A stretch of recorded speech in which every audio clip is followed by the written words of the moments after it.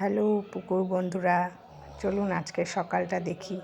পুকুর তো এখনও ঘুম থেকে ওঠেনি, ছাদে গিয়ে দেখি চারপাশটা কিরম লাগছে। গার্ডেনটাও একটু দেখাই। দেখুন কি সুন্দর স্ট্রবেরি ধরেছে। আর এই ছাদটা কিন্তু আমার বাবার বাড়ি, সুন্দর আসছে। ওর বাগানটা দেখাচ্ছি, বাগানে অনেক ফুল আছে। তারপরে স্ট্রবেরি, আমার স্ট্রবেরি ভিডিও করব, আগে করেছি, কিন্তু এত সুন্দর কালার ধরেছে কিছু কিছু স্ট্রবেরিতে যে ভিডিওটা করতে ইচ্ছে করলো, আপনাদের দেখাতে ইচ্ছে করলো, তাই দেখাচ্ছি। দেখুন এখানে আরও একটা, আর ফুলগুলো খুব সুন্দর হয়েছে। খুব ফুল কিংবা গাছ ওর কাছে নেই, কিন্তু যে কটা গাছ আছে সেগুলো সবগুলো সুন্দর লাগছে। দেখতে থাকুন।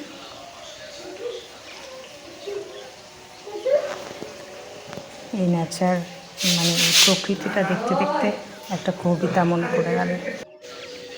বহুদিন ধরে বহু প্রস্তুরে বহু ব্যয় করি বহু দেশ ঘুরে, দেখিতে গিয়েছি পর্বতমালা, দেখিতে গিয়েছি সিন্ধু, দেখা হয় নাই চক্ষু মেলিয়া, ঘর হতে শুধু 2 পা ফেলিয়া একটি ধানের শীষের উপরে একটি শিশুর বিন্দু। বাড়ির চারপাশটা যেন ঠিক সেরকমই সুন্দর। এই প্রসঙ্গে আরও একটা কবিতা মনে পড়ে, সেটা হলো, বাংলার মুখ আমি দেখিয়াছি, তাই আমি পৃথিবীর রূপ খুঁজিতে যাই না আর। অন্ধকারে জেগে উঠে ডুমুরের গাছে চেয়ে দেখি ছাতার মতো বড় পাতাটির নিচে বসে আছে ভোরের দোয়েল পাখি। চারিদিকে চেয়ে দেখি পল্লবীর স্তূপ, জাম, বট, কাঁঠালের, হিজলের, অশ্বত্থের করে আছে চুপ। ফণি মনসার ছোপে সটি বনে তাহাদের ছায়া পড়িয়াছে।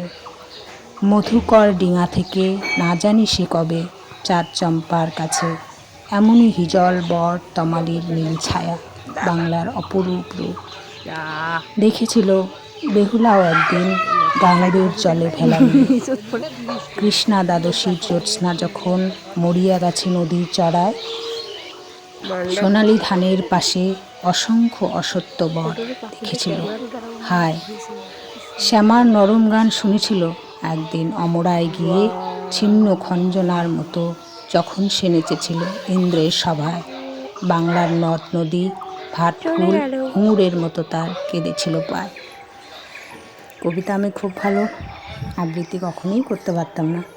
কবিতাগুলো মনে পড়ল এই সকালটা দেখতে গিয়ে। গাছগুলো এত অপরূপ লাগছিল, আর রোদটাও ঝলমলে শীতের পরে।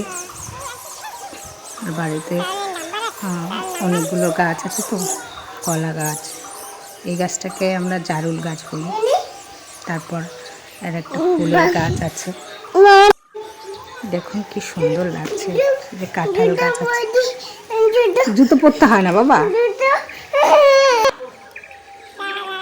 এই দেখুন কলা গাছগুলো, এদিকে কদম গাছ, সামনেই একটা নদী আছে।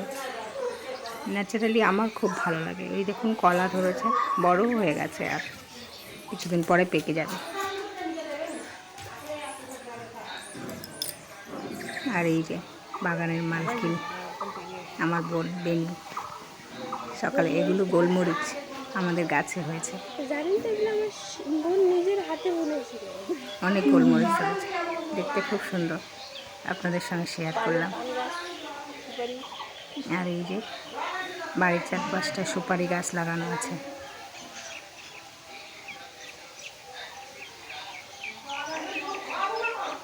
দাঁড়া দাঁড়া,